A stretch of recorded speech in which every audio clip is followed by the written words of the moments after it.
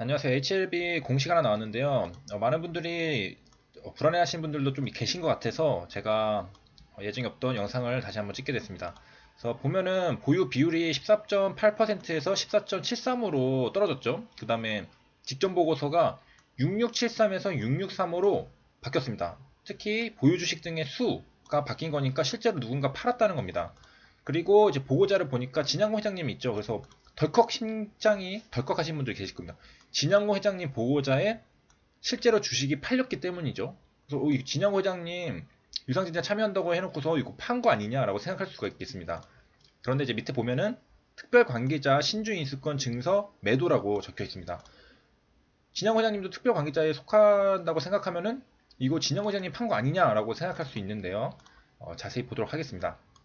내용을 보면은 여기 주요 계약 체결 주식 등의 수에는 변화가 없습니다. 그러니까 이번에는 전적으로 이 주식 수가 감소를 한 거고 이 비율은 줄어들었죠. 이 절대 수량은 줄어들지 않았어도 전체 가지고 있는 주식 수가 바뀌었기 때문에 그래서 보면은 보고의 개요로 일단 먼저 가보겠습니다. 진양호 회장님 있고 그 특별 관계자가 이렇게 여러 명이 있어요.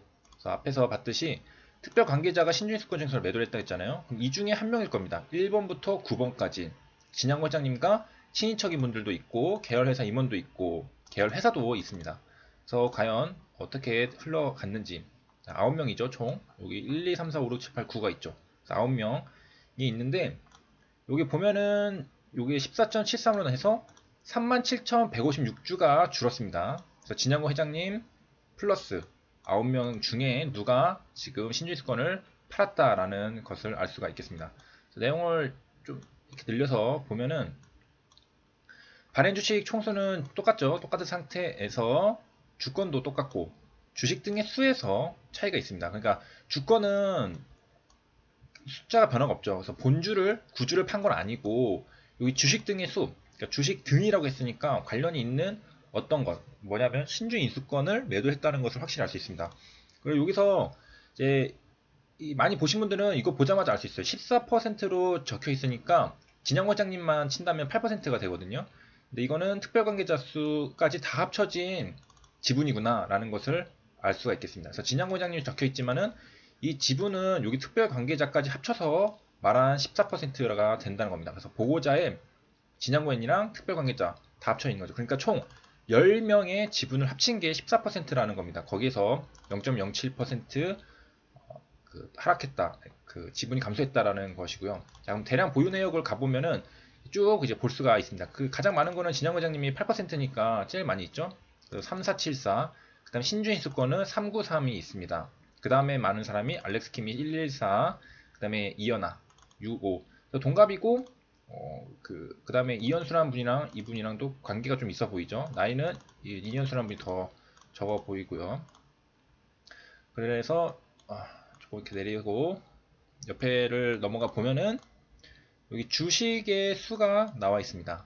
주식의 수가 나와 있죠. 그래서 지금 현재 진양호 회장님은 8.59, 그 다음에 알렉스 킴이 2.45, 그 다음에 1.37 이렇게 있는데요. 내려가서 보면은 여기 보유 비율, 주식 등의 수가 더 많죠. 14, 그 다음에 주권만 하면은 11% 이렇게 있고, 그래서 내려가서 이제 또 보면은 이것도 마찬가지 같은 내용인데 1호가 있고 1호가 이제 그 주식이겠죠. 자기 계산으로 주식 등을 소유하는 경우. 그 다음에 제2호가 있고 뭐 이런 식으로 있습니다. 그래서 이제 내려가 보면은 여기는 이제 담보대출 하는 쪽이었고, 자 그럼 이제 변동이 어떻게 됐느냐를 봐야 되는데 여기를 보면은 바로 볼 수 있습니다. 그래서 급하신 분들 그냥 3부로 들어가시면은 바로 볼 수 있어요. 신주수권을 누가 팔았느냐라는 걸 봤을 때는 가장 많이 판 게 HLB 셀이 팔았습니다. 33,000주를 팔았고요. 그 다음에 이현수라는 분도 4,000주 정도 팔았습니다. 그래서 많은 분들이 이제 진양고 회장님이 팔은 거 아니냐? 없죠.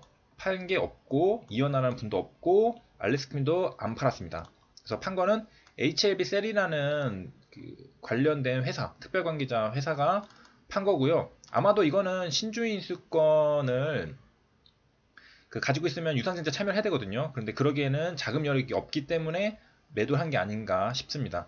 그래서 이 HLB 셀도 진양고 회장님, 뭐 알렉스킴, 이현아 씨 분이랑 똑같이 그 유상증자를 참여하기 위해서 블록딜을 하고서 할 수도 있겠지만은 그렇게 하지 않고 좀 다른 방식으로 이렇게 그냥 신주입수권을 팔고 깔끔하게 끝냈습니다. 그래서 옆에 보면은 이제 바뀐 걸 알 수 있죠. 비율이 그 0.01%, 그 다음에 0.08% 마이너스가 됐다라는 것을 알 수 있습니다. 세부 변동 내용 보면은 그럼 언제 사고 언제 팔고 했느냐라는 것을 볼 수가 있는데요. 이 내용을 보면은 그 가장 먼저 판게 이현수라는 분이랑 HLB 셀이 5월 12일에 팔았습니다. 그래서 5월 11일부터 거래가 됐으니까 그 신주입수권이 6만원까지 막 찍고 그랬을 때는 팔지 않았고 그 다음 날부터 슬금슬금 팔았습니다. HLB 셀 같은 경우에는 4천주, 3천주 마지막에 5월 14일 오늘 아니고 그 목요일에 25,000주를 다 털어버렸습니다. 그래가지고 변동 후에는 0이 됐습니다. 그리고 이현수라는 분도 0이 됐고 아마 그 이분들은 그 자금 여력이 좀 부족해서 이렇게 판 게 아닐까라고 생각을 하고요. 그 다음에 취득 단가, 처분 단가 보니까 이현수라 보니 4만. 그래서 첫날에 팔았으면 6만 원에도 팔 수 있었겠지만은 다음날에 그때는 4만 원에 팔았고, 그 다음에 HLB세는 3만, 3만, 2만 7천 이렇게 파는 것을 알 수가 있겠습니다. 그래서 신주입수권이 표시된 거, 신주입수권을 팔았다는 거고, 장내 매도를 했다라는 거고, 여기까지 이제 다 살펴봤습니다. 그래서 결론적으로 특별 관계자가 팔았다. 이거는 증권신고에서도 나와 있어요. 증권신고서를 한번 다시 같이 보면은 증권신고서를 클릭하면은 이렇게 쭉 내려가서 확인을 누르고 표시를 누르고 하면은 특별 관계자들은 지금 확정된 게 없다. 특수관계인의 청약 참여 여부는 증권신고서 제출이 현재 확정된 바 없습니다라고 나와 있습니다. 이 말은 아마도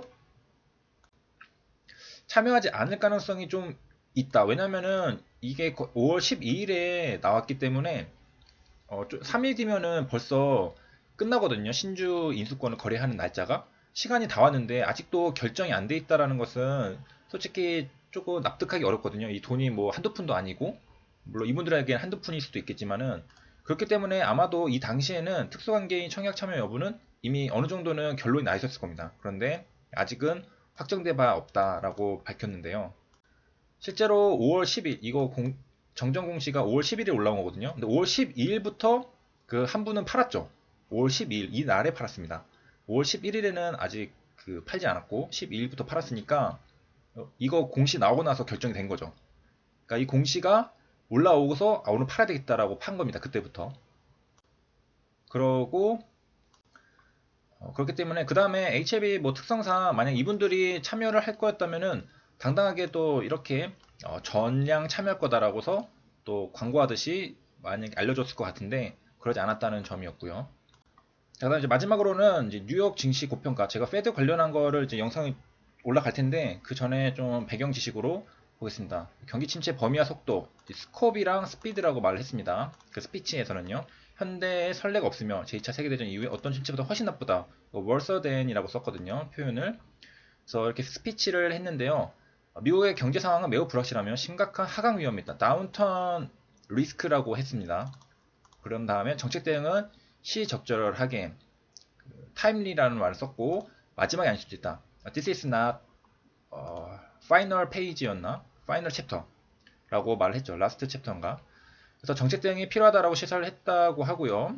그 다음에 이거 이전으로 돌아가면 상당한 시간이 걸릴 것이라고 했고 경기 회복은 우리가 바라는 것보다 더 느릴 수 있다. 그리고 V자형 반등론은 경계했습니다. 라고 말했고 이 당시에 미국 시장을 하락했죠. 다음날은 이제 반등을 했지만 장기적인 우려를 제기한다면 더 깊고 deeper라고 했었습니다. 말을 미국 경제의 생산 능력에 항구적인 손상을 남길 수 있다라고 그랬습니다. 이거는 lasting damage라고 표현을 했습니다. 이거는 생산 능력은 capacity라고 말을 했고요.